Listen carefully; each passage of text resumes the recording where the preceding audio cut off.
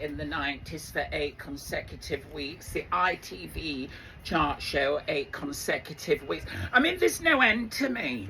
There is no end. Okay, so guys, we have Al in the studio today, and I want everyone to know that this is a privilege. This is something that I've been waiting for. So I'm so excited because you've been in a lot of magazines. I mean, they can just go on your Instagram. How can they find you on Instagram? Well, if you want to go on my Instagram and follow me, it is LANAH.P. I mean, my name's Alan, really, but, you know, LANAH and Lana is an anagram of Alan. But on the Instagram, LANAH.P. Just the you know, what is it? I think it's a dot. It isn't actually a dot. Yeah. Just you think it's an underscore? It's not, guys. It's a dot. Yeah. Yeah, just the initial P. God, I've forgotten. Oh, and I got you tongue-tied. Well, can you just give me my chocolates? Because there we go. Guys, on air as well. There you go. Yeah, so LANAH.P on Instagram. Fabulous. Thank you. Very good if you've got type 2 diabetes, this. Oh, and it's dark chocolate, my favourite. I love dark chocolate. Brilliant. Fantastic. Right, so we're going to go straight into it, Al. Right. Because I want people to know who you are and what you are doing now and how they can get involved. So I want to start off with who you were before. Well, okay, let's start in the 80s. In the 80s, I started on Channel 4 in a groundbreaking comedy series called The Comic Strip Presents with my friends Dawn French and Jennifer Saunders. Yes, and well, everyone loves Dawn. Who does not? And Robbie Coltrane and Rick Mayall and Adrian Edmondson and Nigel Planer, all my erstwhile working colleagues. And they wrote a movie for me called Eat the Rich.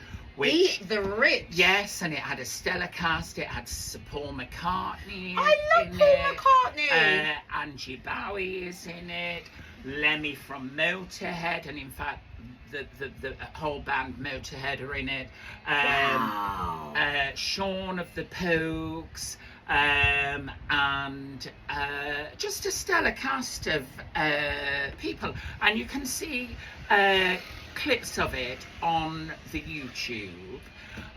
So what would we put in on YouTube? Eat the Rich. Oh, I just love the title. Yeah, Eat the Rich. And then and before that, I had a hit with Kylie Minogue's producers, Aitken and Waterman. Wow, you kind of just forgot that. Yeah, from the hit. We'll just throw that in. From the Hit Factory. It was written by Morrison Washburn. It's called Pistol in My Pocket. Oh, and yes. It was a tribute to one of my spirit guides, the great Mae West. Oh, wow. Come up and see me sometime. When I've got nothing on except the radio. Oh, so it was a tribute. What a one-liner! It was a tribute to Mae West, and Rick Astley used to be the T-boy in the studio when I was there in love a bit of Rick Astley. 80s. It's fantastic. Yes, Rick, such a genius talent, I think. So so I had a hit, you know, with that, which was a #1 Eurobeat hit, high energy Eurobeat hit. And how did you feel? Oh, yeah, well, I think, at the time, I think I didn't have a very stable view of the world, you know. I mean, so it kind of hit you all at once, kind of thing, you know, from going to be virtually ignored on the theatrical front to everybody going, oh, can you come through? Can you come in?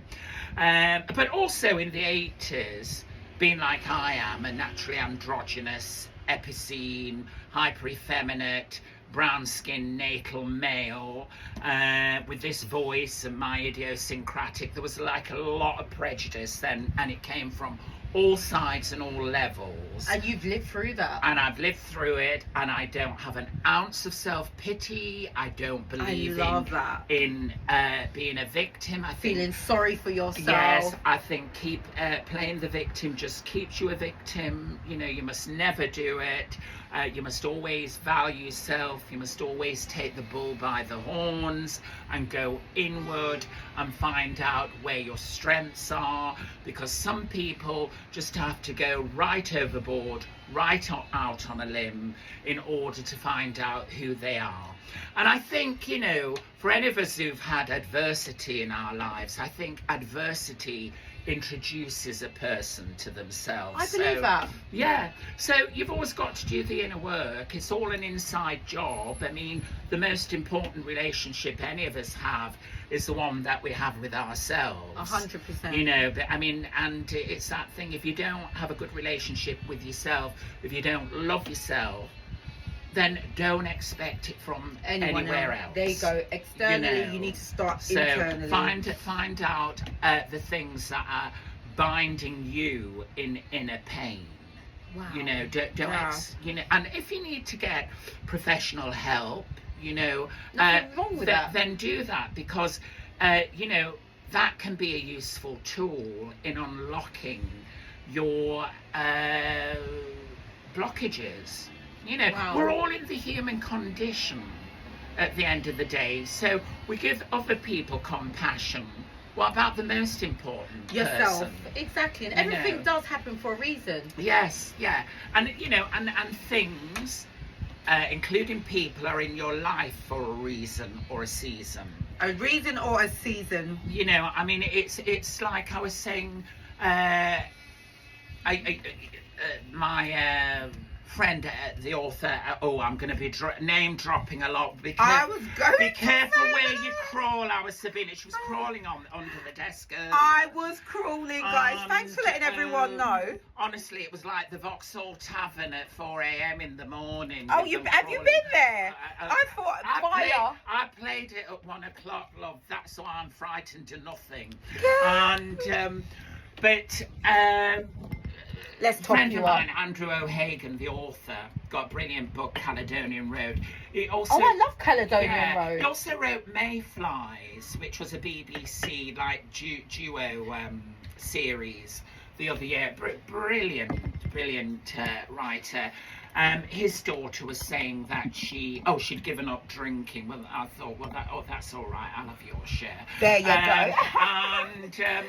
And how good she feels, and so she said she'd come to that realization, and I said, well, you know, you don't get to where you are if you haven't been to other places first, and if that is, I like that, you know, if that is, you know, at the end of the day, so long as you're not an evangelist about it, because everybody is evolving at different rates, aren't they? Exactly. Different time, space and sequence in their lives. And as long as you're not hurting anyone. Well, I always maintain this, Sebrina. So you don't have to love everybody. You don't have to like everybody. You've got beautiful hands. But thank you, and they are mine. But you must never ever try and do anyone any harm. I do believe you that. know, Intentionally. So you know, don't be guilt tripped into this. You know, I must love everybody. It's impossible. The human condition can't do that. But the human condition is more akin to going, move away, leave alone, stay well away. And it's hard to, you know, for everyone to like you, because, you know, then you're not being your true authentic self. Everybody can't possibly like you. No. Well, you learn that in show business. You learn in show business. Oh, it's so cutthroat, isn't it? Well, yes. And also, if you've had any sort of notoriety, fame, success, not only do you discover how many people love you, but also how many people hate your guts just for being there. And being fabulous. And that sounds, you know, really raw, but it's so the absolute truth. I mean, you know, you can't be naive about stuff. And also, if you're in show business, I think you have to come to it with a level of centre gravity. Okay. Otherwise, you do not survive. You know. So true. You know, and it's kind of, you know, it's like, did you ever see that Bette Davis film. Yes, I did. All Yes, about I did. all about Eve. All about Eve. You know, and Anne Baxter played like the opportunistic ingenue.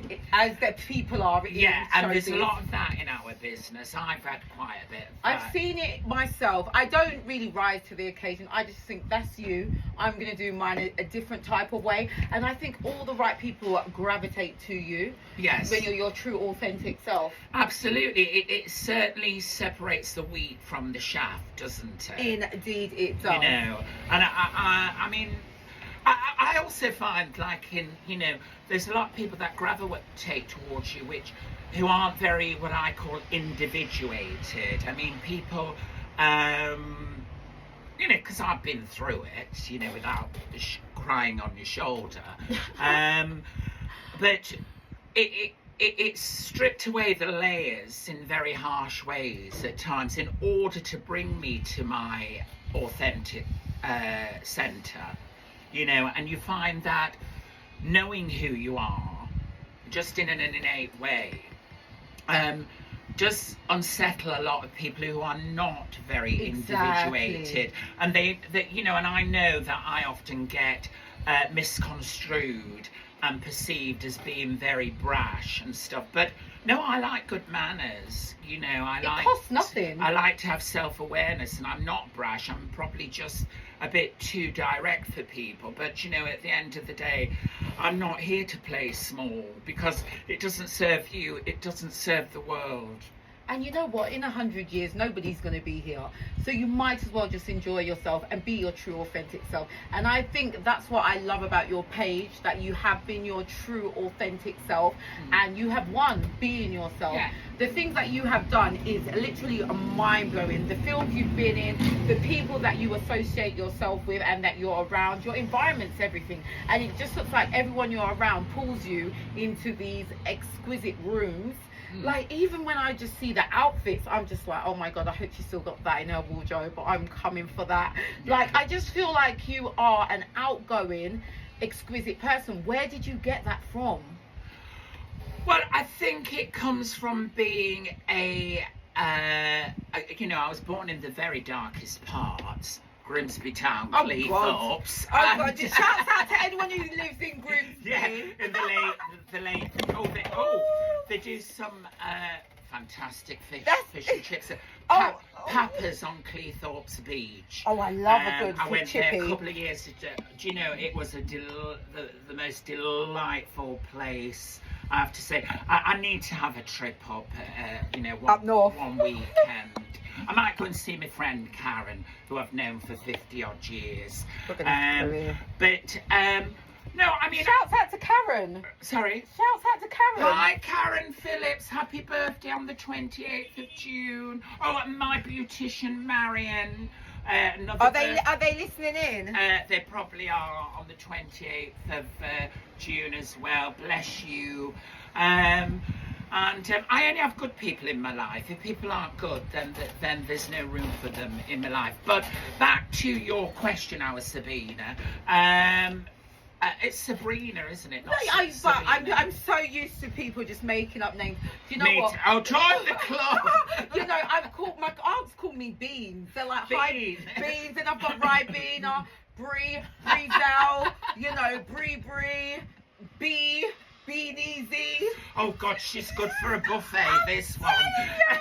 And then I get Saab, Sebrina, Bina, Bree. I know. Well, you see, I've had all these names: Alan, Alana, Lana, LANAH. But your name can be butchered, because I was like, I'm gonna just call you darling or queen. Yeah. I don't want to get it wrong, but Al's fine. Al is fine. But my Christian name, baptismal name is Alan. So you're Christian? Pillay. Yes, I was born into Christianity in 1959. I love that. My mother was half Irish and British. That's a Celtic name. Yes. My grandmother looked like Elizabeth I of England. She was born in Sligo Bay, Ireland. Oh, Sligo So Bay. I'm actually Alan Pillay Reid. You're a Reed. We have Reed in my family. Oh, wow. Oh, we could actually be related. Yeah. Can you imagine? I'm going to check. Well. You are are fabulous. And, well, listen, look who's talking. A queen knows another queen. Yes, indeed. And, but anyway, as I say, I came out of the womb on a chaise longue. As a shame. In 1959, singing, I'm just an old-fashioned girl with an old-fashioned mind, not sophisticated, I'm the plain and simple kind. Do you remember EARTHA KITT? That will pass me, sorry. Yeah, well, I'm writing a one-man show about EARTHA KITT at the moment. I'm going to be telling her life story. Oh, any extras? I'm here, I'll get me involved. I want to be in this one. And, so, you know, born in the darkest parts, Grimsby Town, Cleethorpes, certain moors of the times that were very disapproving of a very effeminate brown boy. You know, I always say, I always describe myself as bloke with woman face, because I'm naturally androgynous. You have got a beautiful face. Oh, well, you're very kind, and if you could just move your white stick and your guide dog, that would be, give your guide dog some pedigree. Go away, I'm going to open my chocolates, that's what I'm going to do, because I'm hearing this. And, so, you know, different moors of the times with a lot of prejudices and different perceptions of things. And so, you know, you go through that. And, of course, you're a casualty for a while of all the abuse that you get. But then, if you've got any nous about you, you turn all that myriad into fertilizer. Exactly, to help you grow. There you go. And so, you know, I think it's just been, I think anybody who treads a very rocky path in life, if they're lucky, realizes that they tread a very spiritual one. And you know, it's all about us having the awareness of us being spirits having a human experience as opposed to humans having a spiritual one. Yeah. You know, and I think it's you know, reality seems to be extremism these days, but it's not. Reality's reality. It's what's happening. You know, and I'm just somebody that can't embrace ideologies that don't see me, even if I'm supposed to be part of those ideologies, if you get me. I get you. So I'm just an independent thinker. I've been forced, made, molded into being an independent thinker, you know. And some of my fans, you know, for example with the trans thing, they say, oh, some of the things you say, Al, Lana, you know, very upsetting and hurtful. I think you're very witty, and I love it. And I'm like, well, you must get yourself a helmet then, dear. Can't be around you know, me. I can't help, you know, I cannot adopt a false identity in order to accommodate being commodified and being popular. There you go. You know, so couldn't have said it better myself. Some people will sell their souls to be popular. These days, it's, you know, I come through punk where you were just a loose cannon in many ways, whereas like now everything is very commercialized and controlled. Well, you should ask my lovely PR, our Shadia. I like Shadia because she's always on the phone going, oh, big up Shadia. Shadia, if you can take the swear words out, she's you listening. know, and don't post this out. That'd be very, very helpful. And you know, have not got a potty mouth. I'm always in this juxtaposed sort of situation where it's like the real me is having to go, okay, you might not be able to legislate what you think, but I think for the purposes of working with a team, you might just have to legislate what you post sometimes. Oh wow! You know, so and that's fine. That's fine, because the true people know who you are, and the true people will be like, oh yeah, I did that one for the team. That one was for the team, because we know who you are at your core, and you have got a beautiful inner personality. So just to digress just a tiny bit, So you grew up in Grimsby. Yes. And you've done all these shows. What made you get into show business? Well, like I say, Sebrina, I came out of the womb on a chaise long singing "I'm Just an Old-Fashioned Girl." Or upstage. So it was in the blood. Yeah. Upstage, everyone I'm on.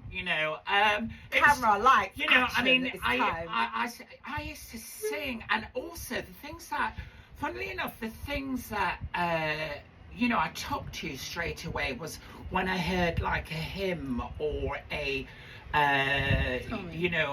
gospel tune, on a hill far away, stood an old rugged cross. So there was that one. I didn't know you were going to sing that one. That got to me, and also Amazing Grace, how sweet the sound. So it was all those. You did track all it on my a bit. life I have been faithful. That's a good one. All my life you have been so good. That reminds me of my grandma. Thank you. Do I look like her? You don't look like her, but she used to make me go to church with her. So it brings it back. But it was all those, and it was all the Sunday, all things bright and beautiful, all creatures great and small. Sorry, listeners. So it was my voice. And then Shirley Bassey used to come on I love Shirley television. Bassey. And so I was into Shirley. I will love you as I love you all my life. Every kiss from you to me. So Shirley came on, and then EARTHA came on. Have you met Shirley I'm Bassey? just an old-fashioned girl with an old-fashioned mind. And then you'd get Cleo Lane come on the Reg Varney show on a Saturday night. Violence, nothing more than violence, So it was all... You're good at this. You've been practicing for these years. brilliant women. Oh, yes, I have met Dame Shirley Bassey. That's what I thought. Don't call me Shirl. It's Shirley. Oh, wow. I would have got on with her, wouldn't I? Yeah, you would. Yeah, you would. And, she's comfortable with you. It's like talking to an old mate. There you go. And I was in the 80s, I was over in Chelsea. Marks and Spencer's Chelsea, one of my favourite shopping stores. One of mine too. So I was in... Marks and Spencer's, that is. So on the King's Road, Chelsea. And it was then mink, covered in mink, Dame Shirley. Somebody came up to me and said, "Oh, excuse me, Miss Bassey, could I have your autograph?" Oh, wow. And she was on the next till, and she's like, absolutely, and she went... And so I went... One of their moments. Yeah, because, Was she not as glamorous as you? Was she not done up? Well, she was in disguise, but in disguise where it's like you could, Yeah, you couldn't miss it. It's like, I'm sorry, love, but we're spooked. We've got you, you're so disguised as Shirley Bassey disguise, But, I used to have like short curly hair then. I saw your pictures. It was very, very lean, and you're actually quite lean right now. Oh, well, you're very kind. Give your dog a pedigree, and move your white stick again. Because I've always worn slap. I mean, I was in the kids' home from 13 to nearly 18, right. And I was always plucked eyebrows. So, slap. Let's go to the kids' home. Right. So at the time, you're 13. And what made you go to a kids' home? Well, because I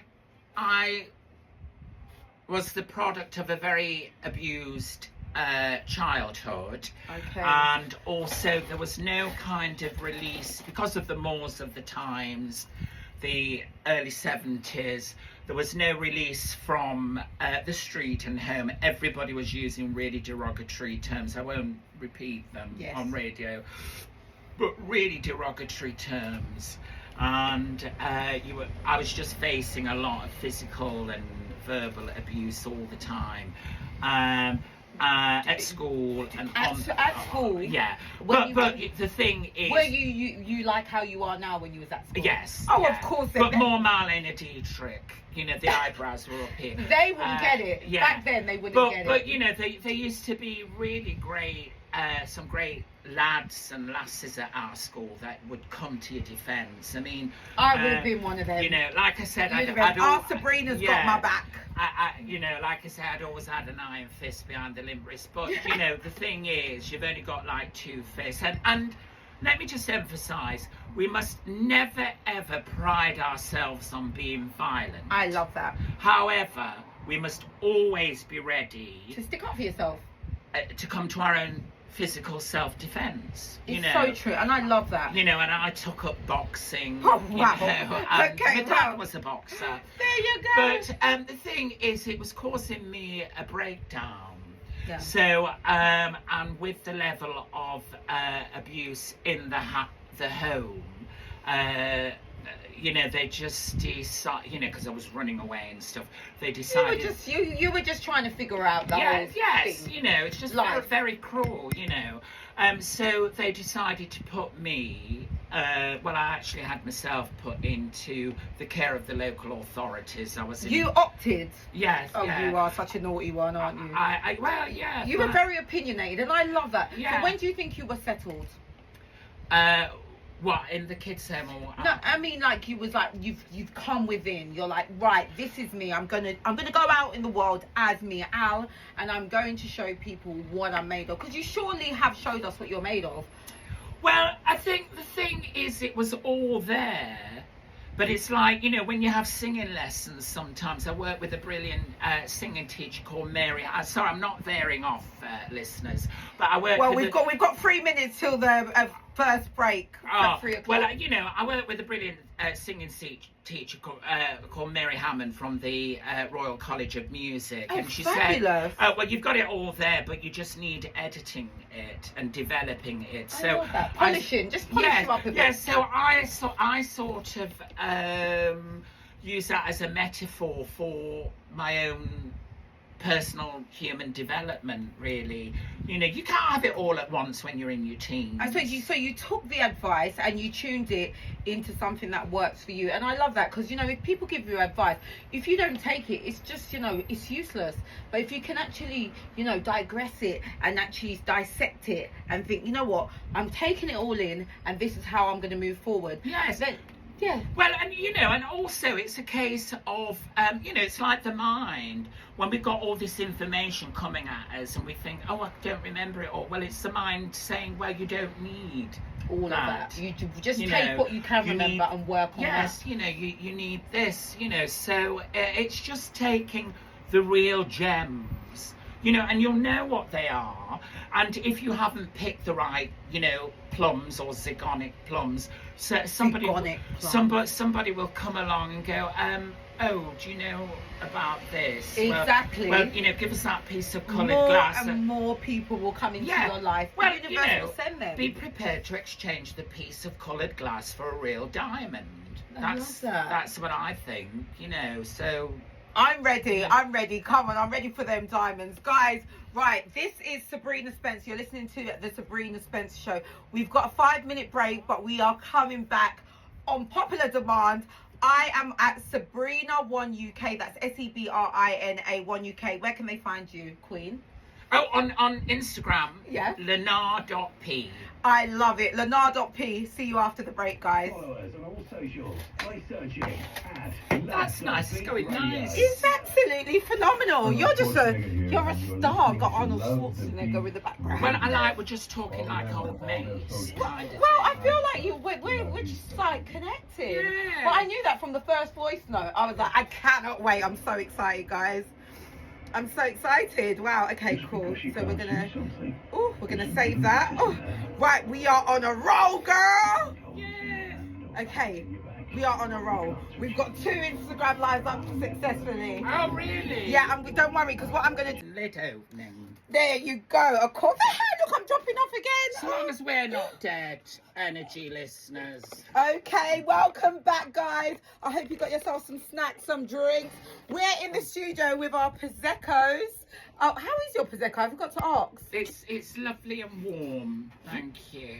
No, excuse me, I got an extra cold one. Yeah, well, it's heated up in here. There's like being in an oven here, but Well, we got the fan on. We're trying our best, darling. We're trying our best. that's lovely.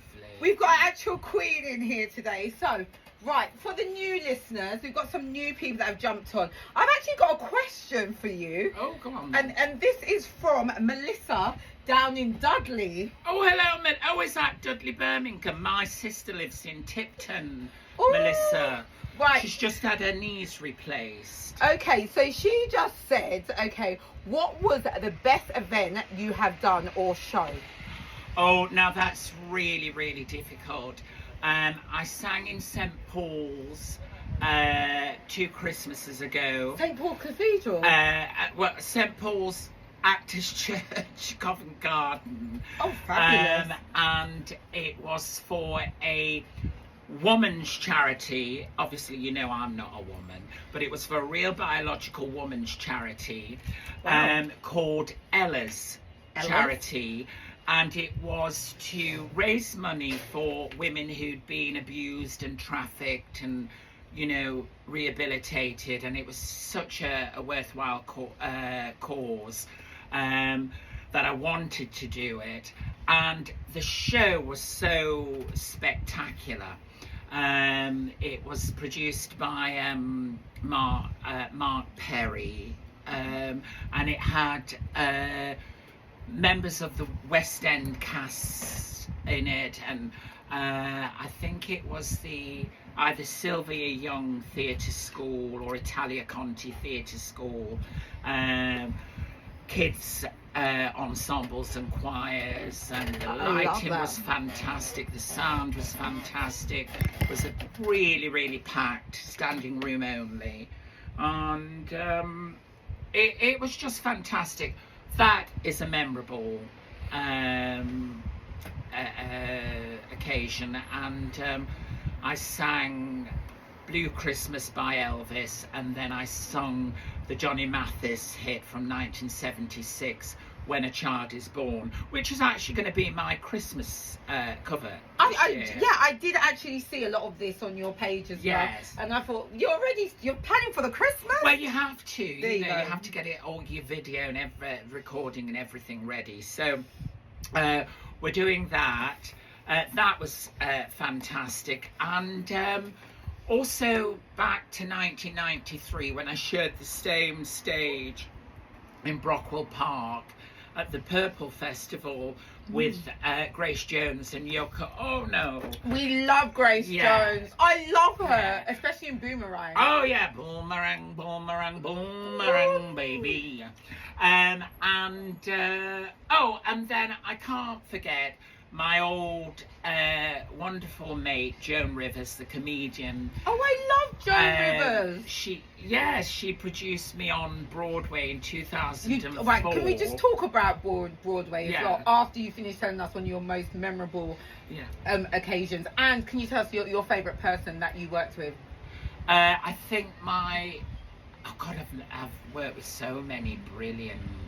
Which one jumps out the page for you? Dawn French. She is fantastic, isn't she? I love Dawn and I love Jenny, and they're joined at the hip. They love each other. But I started working with them in the comic strip in '83, and what I noticed was that Dawn was like your favourite school teacher. Oh, I was going to say, because I never had a favourite school. The one that would take you home to have tea or treat you in a caf. And Jennifer is like a bohemian, free sort of spirit type, but a bit like you. Well, yeah, but both very highly intelligent. I love being around intelligent people. Yeah, and clever. It does. Doesn't it just make you feel like I'm with the right people? And are generous with their acting tips, because I could always perform, in front of the camera because I ignore the cameras. For example, if I was doing a scene with you in the film, I wouldn't be thinking of the camera. No. I'd be going, Sebrina, did you manage to get there on time? And did you manage to get to the shop? Are you trying to dig me out now because I was late? No. It's fine. Oh, actually, well, thank you for reminding me. I'm sorry. No, but By 5 minutes. That's how you would act. You wouldn't go, Sebrina, do you... Looking at the camera. Yeah, you know. Am I doing it right? And also, like you say, you learn your lines and you say it like it's the first time you've said something, just as we're chatting. Yeah. You know, so they were very good. You know, Robbie Coltrane was always brilliant to me. Robbie Coltrane, who was, what's his name in the, you know, J.K.'s films, Harry Potter. Yes, he was, yes. you know, the giant.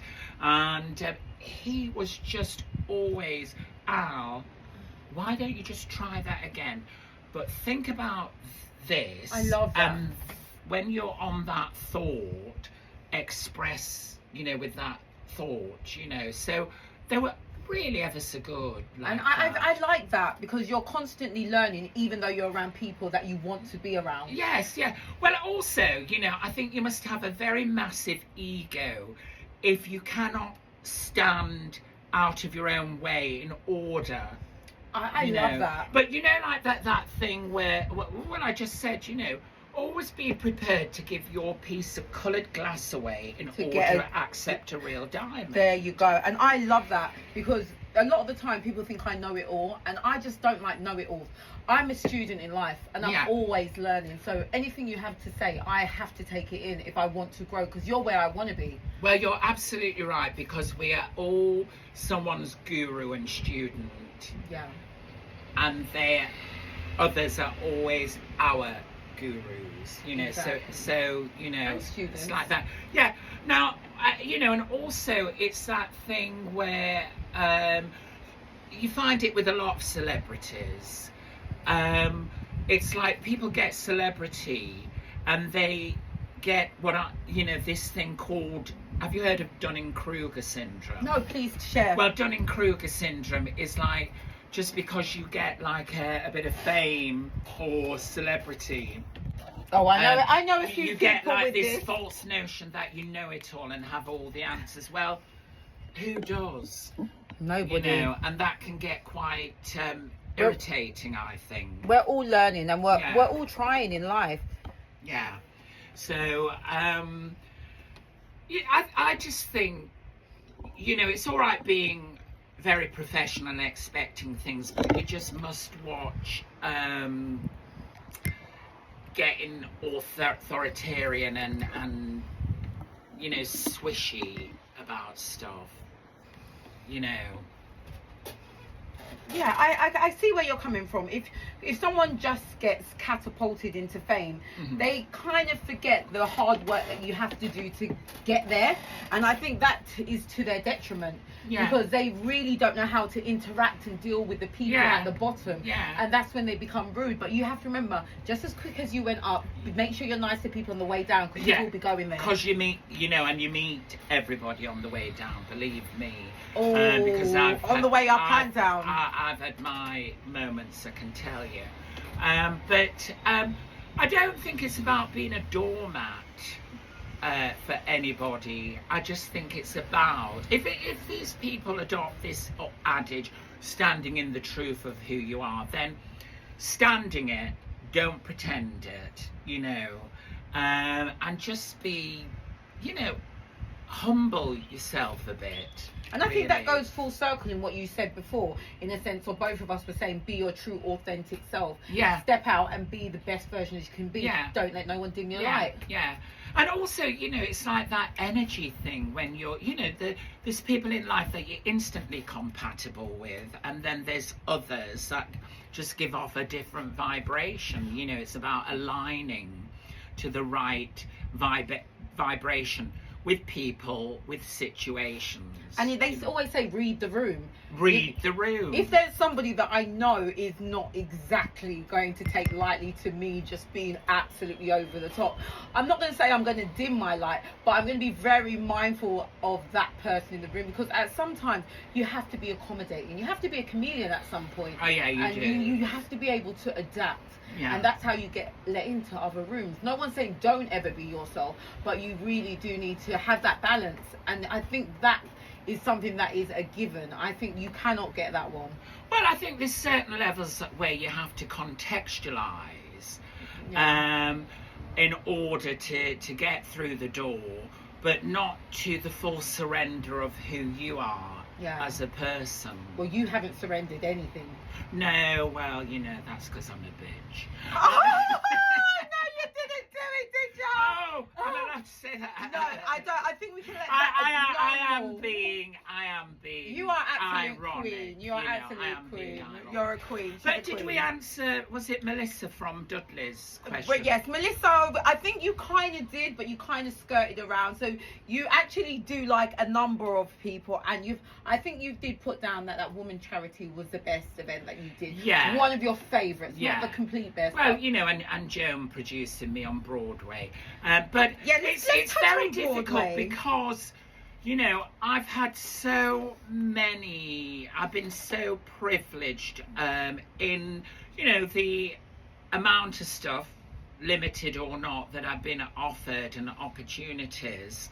I've not always recognised opportunities. I've let a lot of opportunities go. I've been my own worst enemy in some ways, but the ones that I've recognised, I've just embraced with aplomb. And you've really. gone in full throttle. And I love my craft, and I love most of the people in my craft. So I feel, you know, very lucky. I feel very lucky to be showbiz.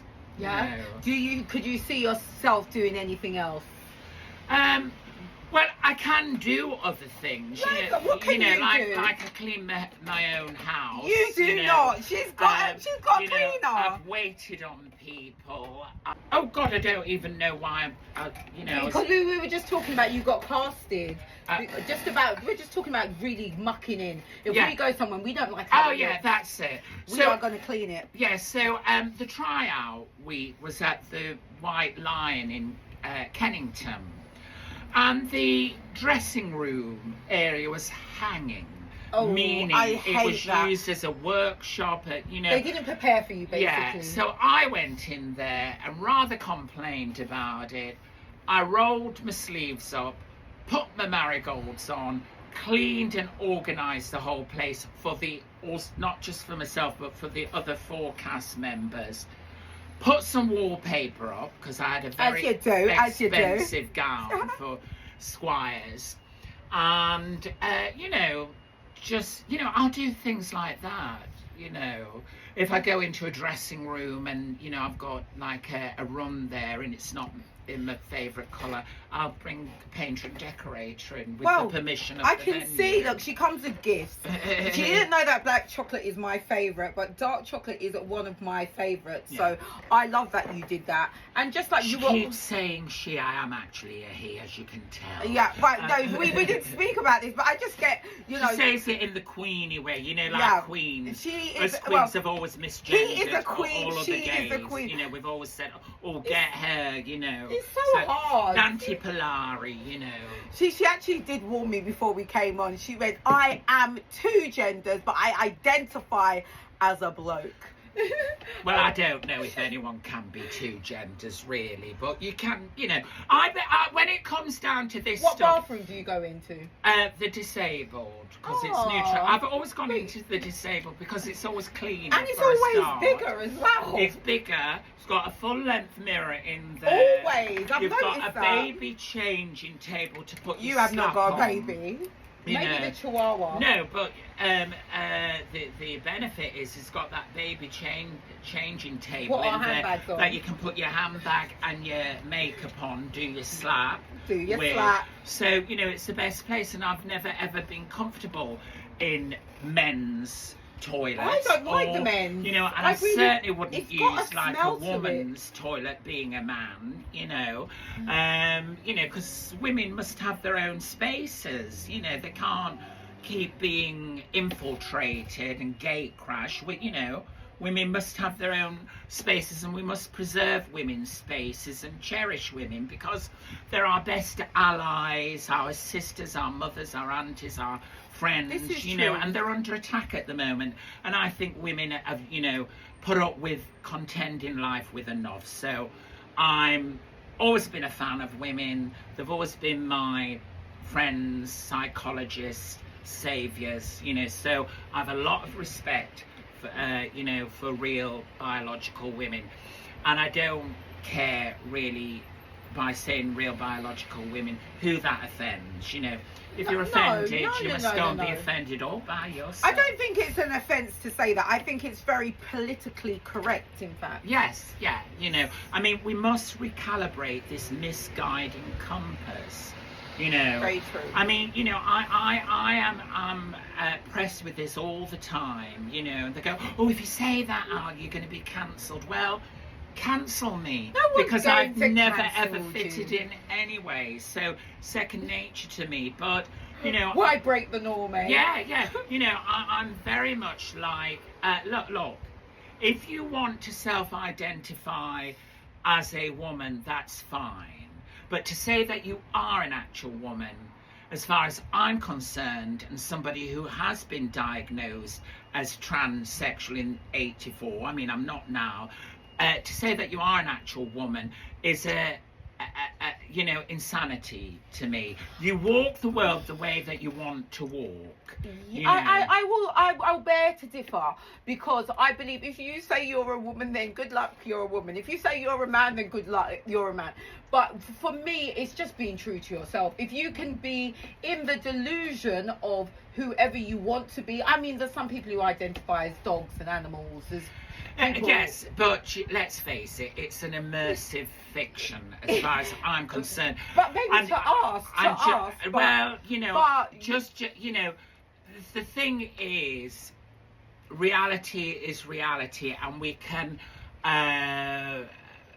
debate neurological differences. You know, we can debate, you know, a non-binary status, but at the end of the day, objective reality cannot be decimated or washed out, you know. And, it's so and some of us, reality is reality, but what I would say, and this is my personal opinion, okay, if you are a man and you say you're a woman, to you you're a woman. Society, of course, and reality is you are born a man. But if you want to be a woman, you go around saying, who am I? I am not the God. I cannot judge you. I basically said that, you know, if you want to self-identify as the opposite sex, that is up to you. But the reality is, if you actually say that you are an actual woman when you're a man, or are an actual man when you are a woman, that is verging on insanity. And there's a lot of detransitioners, you know, have come to that realization.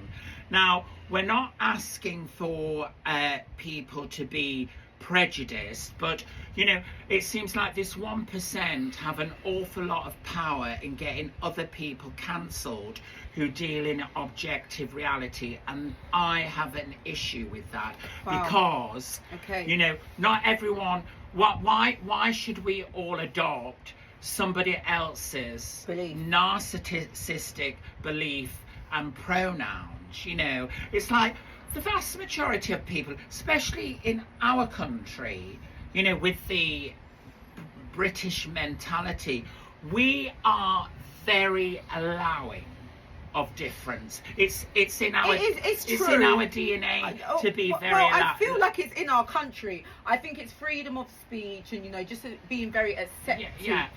to what people are feeling. I'm going to be honest with you, and I think my Aunt Lorraine will agree with me on this one, because she's just like, if you say it's blue and we all know it's red, to you it's blue.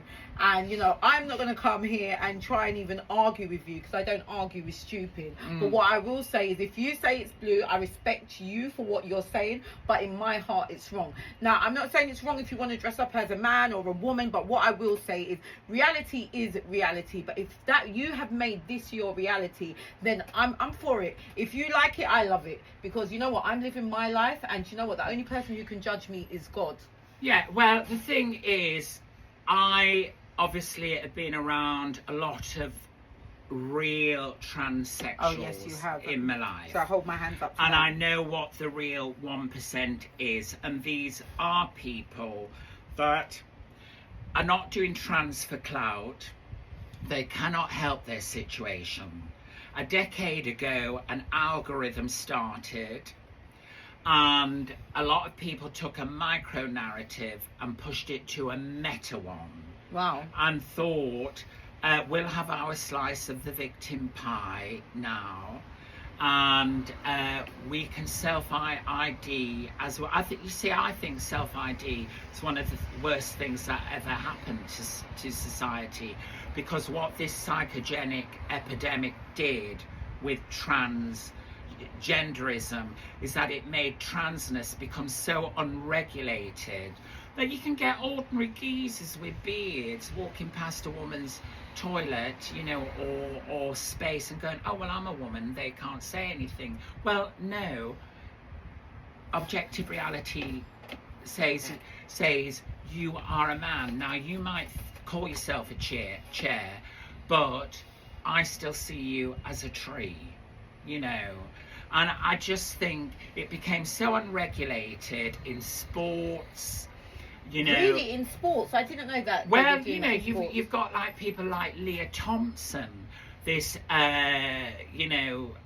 swimmer, Olympic swimmer, and because he failed in Olympic swimming, he thought, oh, you know, this self-ID thing has come about. I'll put on a woman's swimming costume and compete in women's sports. And is that allowed? Did they allow that? Well, yes, because the thing is, the law says so, but I don't care what the law says, because the law cannot change biology. The law cannot change biology, no. And you are right in that sense. You are right, yeah. And I think you're actually in the world of trans and, you know, people who are changing genders.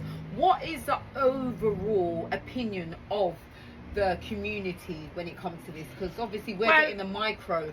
Well, you've got two different categories, haven't you? You've got what I call the trans for clout brigade, who will not trans for clout. I haven't heard that. I haven't heard that one. Who will not like anything I'm saying, but you know, 3 words: I don't care.